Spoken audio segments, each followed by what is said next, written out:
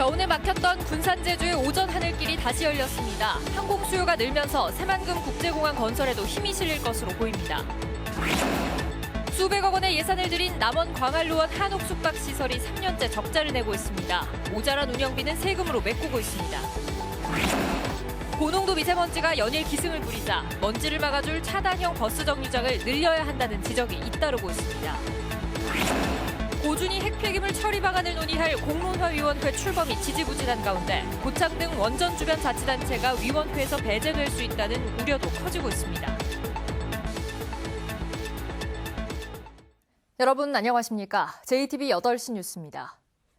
겨우내 막혔던 군산 제주의 오전 하늘길이 오늘 다시 열렸습니다. 1일 교통생활권이 가능해지면서 항공 수요가 늘고 새만금 국제공항 건설에도 힘이 실릴 것으로 기대됩니다. 김철 기자입니다. 이른 아침부터 제주행 비행기를 타려는 승객들로 군산공항에 활기가 넘칩니다. 지난해 11월 군산과 제주의 오전 항공편이 중단된 지 5달 만에 다시 오전 비행기가 선을 보였습니다. 1시 출발할 때는 늦게 도착하고 밥만 먹고 숙소에 들어가니까 그게 안 좋았거든요. 근데 빨리 도착하니까 밥도 먹고 돌아다니고 나서 숙소에 가니까 좋은 것 같아요. 이로써 군산과 제주를 잇는 항공편은 매일 3차례 왕복으로 늘었습니다. 군산을 출발하는 비행편은 오전 10시 55분과 오후 3시 15분, 그리고 오후 5시 55분입니다.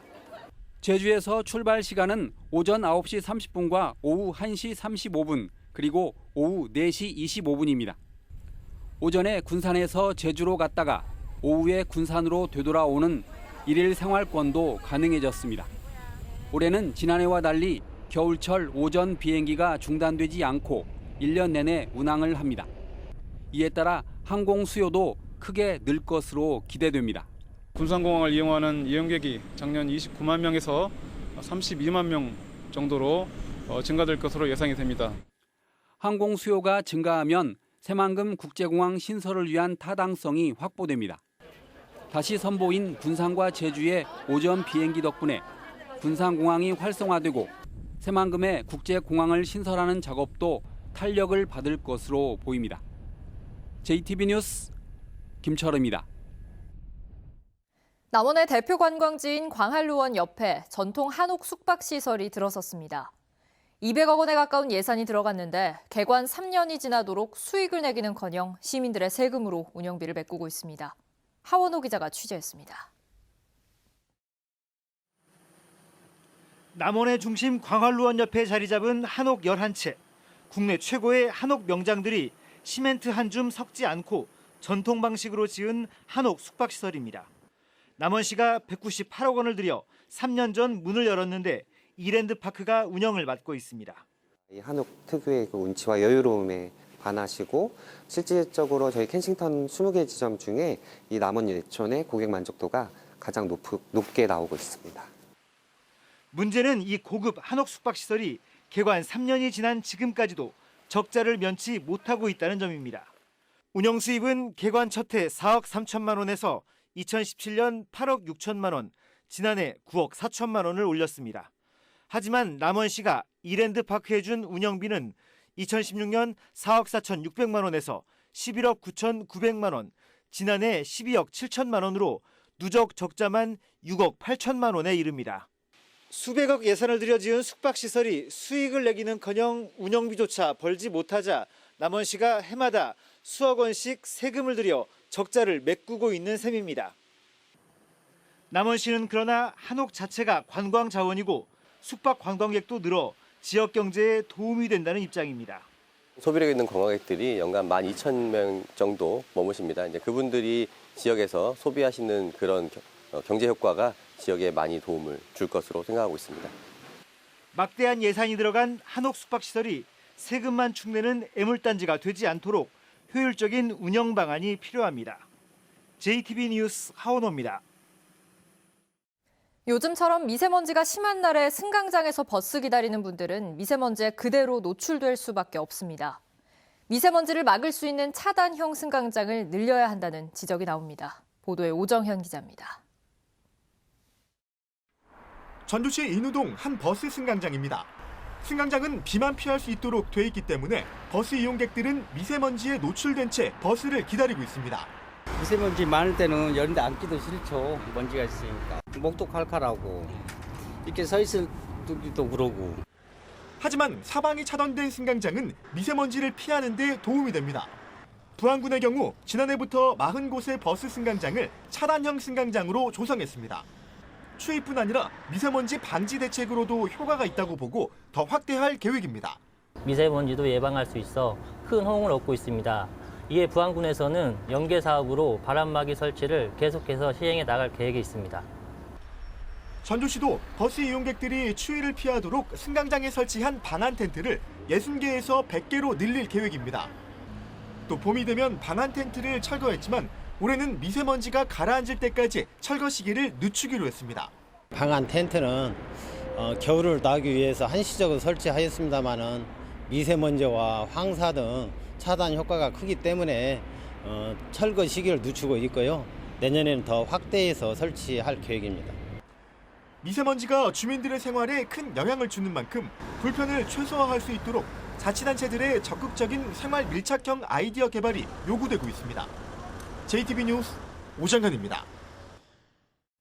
전남 한빛원전 등 전국의 원전에서는 현재 고준위 핵폐기물을 임시 보관 중인데요. 이 핵폐기물 처리 방안을 논의할 공론화위원회 출범이 기약 없이 늦어지고 있습니다. 고창 등 원전 주변 지역들이 위원회에 참여하지 못할까 우려가 적지 않습니다. 정원익 기자입니다. 산업통상자원부는 지난해 5월 박근혜 정부 시절 세운 고준위 핵폐기물 처리 방안을 다시 논의하기 위해 공론화위원회 준비단을 출범했습니다. 이 준비단에는 원전이 위치한 자치단체 5곳이 포함됐지만 고창 등 인접 지역들은 모두 빠졌습니다.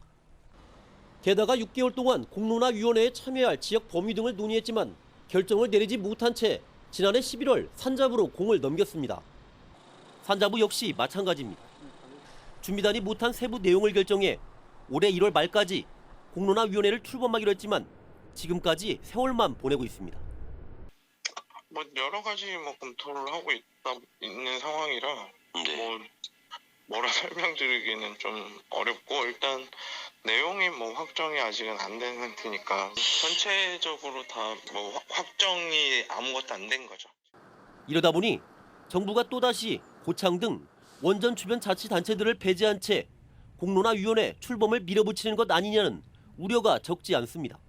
공론화위원을 중립적 인사로만 100% 구성하는 안을 고려하고 있다는 얘기가 흘러나오고 있기 때문입니다. 중립적인 인사들로만 구성된다고 하면은 소재지 지역뿐만 아니라 주변 지역 역시 제대로 된 의견이 반영될 수 없다고 생각합니다. 강한 저항에 직면하게 될 것이라고 얘기해집니다. 훗날 공론화위원회의 결정들이 지역에 막대한 영향을 미칠 수밖에 없는 만큼 지역의 관심과 적극적인 대응이 요구됩니다. JTB 뉴스 정원익입니다. 익산 출생으로 지난해까지 전라북도 정무부지사를 지낸 최정호 국토교통부 장관 후보자가 자진 사퇴했습니다. 최 씨는 경기도 분당과 서울 강남의 아파트 한 채씩을 보유하고 세종시의 고가의 아파트 분양권을 소지해 자질 논란이 일자 최근 분당의 아파트를 딸 부부에게 증여했지만 이 역시 꼼수 증여 논란에 휩싸였고 결국 장관 후보에서 스스로 물러났습니다.